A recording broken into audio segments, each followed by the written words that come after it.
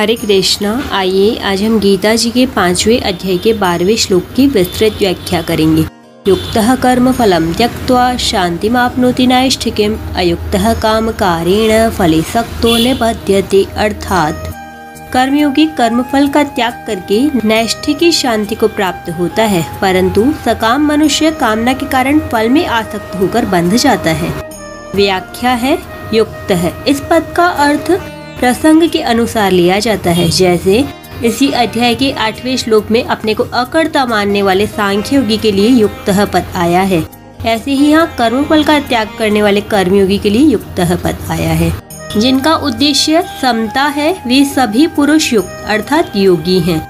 यहाँ कर्मयोगी का प्रकरण चल रहा है, इसलिए यहाँ युक्तः पद ऐसे कर्मयोगी के लिए आया है जिसकी बुद्धि व्यवसाय आत्मा का होने से जिसमें सांसारिक कामनाओं का अभाव हो गया है। कर्म फलम त्यक्त्वा, यहाँ कर्मफल का त्याग करने का तात्पर्य फल की इच्छा आसक्ति का त्याग करना है, क्योंकि वास्तव में त्याग कर्मफल का नहीं प्रत्युत कर्मफल की इच्छा का होता है। कर्मफल की इच्छा का त्याग करने का अर्थ है किसी भी कर्म और कर्मफल से अपने लिए कभी किंचन मात्र भी किसी प्रकार का सुख लेने की इच्छा न रखना। कर्म करने से एक तो तात्कालिक फल सुख मिलता है और दूसरा परिणाम में फल मिलता है। इन दोनों ही फलों की इच्छा का त्याग करना है। अपना कुछ नहीं है, अपने लिए कुछ नहीं करना है और अपने को कुछ नहीं चाहिए। इस प्रकार कर्ता के सर्वथा निष्काम होने पर कर्मफल की इच्छा का त्याग हो जाता है। संचित कर्मों के अनुसार प्रारब्ध बनता है, प्रारब्ध के अनुसार मनुष्य का जन्म होता है और मनुष्य जन्म में नए कर्म होने से नए कर्म संस्कार संचित होते हैं। परंतु कर्मफल की आसक्ति का त्याग करके कर्म करने से कर्म भुने हुए बीज की तरह संस्कार उत्पन्न करने में असमर्थ हो जाते हैं और उनकी संज्ञा अकर्म हो जाती है। वर्तमान में निष्काम भाव पूर्वक किए गए कर्मों के प्रभाव से उसके पुराने कर्म संस्कार भी समाप्त हो जाते हैं। इस प्रकार उसके पुनर्जन्म का कारण ही समाप्त हो जाता है। कर्मफल 4 प्रकार के होते हैं, दृष्ट, अदृष्ट, प्राप्त और अप्राप्त। दृष्ट कर्मफल वर्तमान में किए जाने वाले नए कर्मों का फल जो तत्काल प्रत्यक्ष मिलता हुआ दिखता है, जैसे भोजन करने से तृप्ति होना आदि।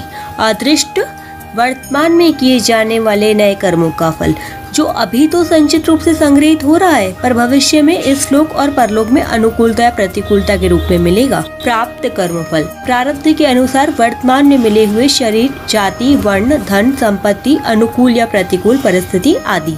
अप्राप्त कर्मफल प्रारब्ध कर्म के फल रूप में जो अनुकूल या प्रतिकूल परिस्थिति भविष्य में मिलने वाली है। उपयुक्त 4 प्रकार के कर्म फलों में दृष्ट और अदृष्ट कर्मफल क्रियमाण कर्म के अधीन है और अप्राप्त कर्मफल प्रारब्ध कर्म के अधीन है। कर्मफल का त्याग करने का अर्थ है दृष्ट कर्मफल का आग्रह नहीं रखना तथा मिलने पर प्रसन्न या अप्रसन्न नहीं होना। अदृष्ट कर्मफल की आशा नहीं रखना। प्राप्त कर्मफल में ममता का न रखना तथा मिलने पर सुखी दुखी नहीं होना और अप्राप्त कर्म फल की कामना न करना कि मेरा दुख मिट जाए या मुझे सुख मिल जाए। साधारण मनुष्य किसी न किसी कामना को लेकर ही कर्मों का आरंभ करता है और कर्मों की समाप्ति तक उस कामना का चिंतन करता रहता है। जैसे व्यापारी धन की इच्छा से व्यापार शुरू करता है तो उसकी वृत्तियाँ धन के लाभ और हानि की ओर ही रहती है कि लाभ हो जाए हानि नहीं हो। धन का लाभ होने पर वह प्रसन्न होता है और हानि होने पर दुखी होता है। इसी तरह सभी मनुष्य स्त्री, पुत्र, धन, मान, बड़ाई आदि कोई न कोई अनुकूल फल की इच्छा रखकर ही कर्म करते हैं, पर कर्म योगी फल की इच्छा का त्याग करके कर्म करता है। यह स्वाभाविक प्रश्न उठता है कि अगर कोई इच्छा ही न हो तो कर्म करे ही क्यों? इसके उत्तर में सबसे पहली बात तो यह है कि कोई भी मनुष्य किसी भी अवस्था में कर्मों का सर्वथा त्याग नहीं कर सकता। यदि ऐसा मान भी लिया जाए कि मनुष्य बहुत अंशों में कर्मों का स्वरूप से त्याग कर सकता है, तो भी मनुष्य के भीतर जब तक संसार के प्रति राग है तब तक वह शांति से कर्म किए बिना नहीं बैठ सकता। उससे विषयों का चिंतन अवश्य होगा जो कि कर्म है। विषयों का चिंतन होने से वह क्रमशः पतन की ओर चला जाएगा। इसलिए जब तक राग का सर्वथा अभाव नहीं हो जाता तब तक मनुष्य कर्मों से नहीं छूट सकता। कर्म करने से पुराना राग मिटता है और निस्वार्थ भाव से केवल परहित के लिए कर्म करने से नया राग पैदा नहीं होता। विचार पूर्वक देखा जाए तो कर्म फल की इच्छा रखकर कर्म करना बड़ी बेसमझी है। पहली बात तो यह है कि जब प्रत्येक कर्म आरंभ और समाप्त होने वाला है तब उसका फल नित्य कैसे होगा?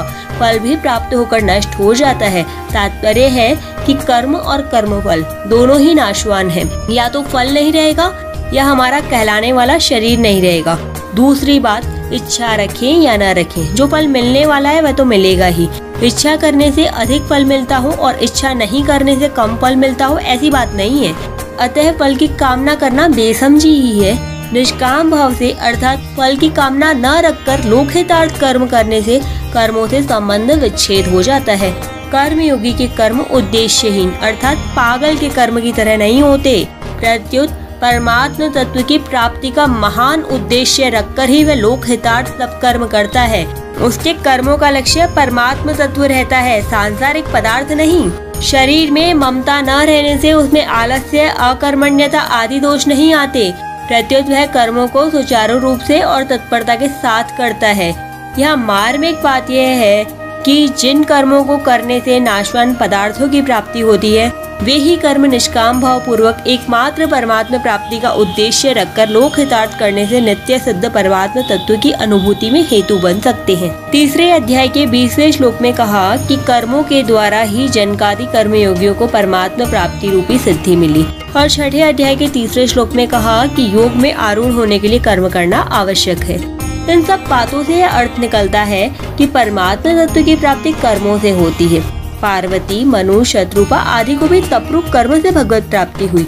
यह बात भी आती है कि जप, ध्यान, सत्संग, स्वाध्याय, श्रवण, मनन आदि साधनों से तत्व का साक्षात्कार हो जाता है। इसके विपरीत ऐसी बात भी आती है कि तप आदि कर्मों से भगवत प्राप्ति नहीं होती। परमात्मा किसी कर्म का फल नहीं है आदि। इन दोनों बातों में सामंजस्य कैसे हो? इसका समाधान है कि वास्तव में परमात्मा की प्राप्ति किसी कर्म से नहीं होती। वे किसी कर्म का फल नहीं है। परमात्मा प्रत्येक देश, काल, वस्तु, व्यक्ति, घटना, परिस्थिति आदि में सदा सर्वदा विद्यमान है। वे सदा सर्वदा सबको प्राप्त है और सभी प्राणियों की सदा सर्वदा उन्हीं में स्थिति है। परमात्मा से कोई भी मनुष्य कभी अलग था ही नहीं, है नहीं, होगा नहीं, हो सकता भी नहीं। परंतु जड़ प्रकृति के कार्य, शरीर, इंद्रियां, मन, बुद्धि, पदार्थ आदि से अहमता ममता पूर्वक अपना संबंध मानते रहने से मनुष्य परमात्मा से विमुख हो जाता है और जो वास्तव में अपने हैं उन परमात्मा को अपना न मानकर जो अपने है ही नहीं उन नाशवान पदार्थों को अपना मानने लग जाता है। अतः जड़ पदार्थों के साथ जीव का जो रागयुक्त संबंध है उसे मिटाने में ही संपूर्ण साधनों की सार्थकता है। जड़ता से सर्वदा संबंध विच्छेद होते ही नित्य प्राप्त परमात्मा का अनुभव हो जाता है। अतः तप आदि साधन करते करते जब जड़ता से संबंध विच्छेद हो जाता है तभी परमात्मा की प्राप्ति होती है। वही संबंध विच्छेद तब बहुत सुगमता से हो जाता है जब निष्काम भाव पूर्वक केवल लोक हित के लिए कर्तव्य कर्म किए जाए। परमात्मा किसी साधन से खरीदे नहीं जा सकते क्योंकि प्रकृति के संपूर्ण पदार्थ एक साथ मिलकर भी चिन्मय और अविनाशी परमात्मा की किंचन मात्र भी समानता नहीं कर सकते। दूसरी बात, मूल्य देकर जो वस्तु मिलती है वह उस मूल्य से कमजोर, कम मूल्य वाली ही होती है। यदि कर्मों से परमात्मा मिल जाए तो वे कर्मों से कमजोर ही सिद्ध होंगे। यहाँ एक मार्मिक बात समझने की है कि प्राय साधक जिन शरीर, इंद्रिया, मन, बुद्धि आदि से साधन करते हैं उनका संबंध, महत्व और आश्रय रखते हुए ही साधन करते हैं। जब तक इन शरीर आदि से यत्किंचित भी संबंध है तब तक जड़ता से संबंध बना हुआ है। जड़ता से संबंध रखते हुए परमात्मा तत्व का अनुभव नहीं होता। परमात्मा तत्व की प्राप्ति जड़ता के द्वारा नहीं होती, प्रत्युत जड़ता के त्याग से होती है। जिस जाति का संसार है उसी जाति के शरीर, इंद्रिया, मन, बुद्धि आदि है।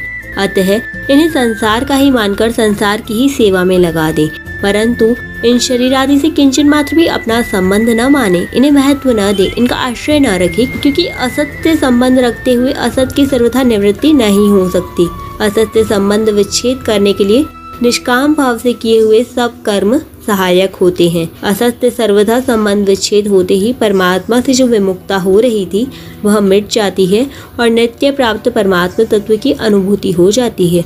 शांति वाप्नोति नैष्ठिकीम्, यह बात अनुभव सिद्ध है कि सांसारिक पदार्थों की कामना और ममता के त्याग से शांति मिलती है।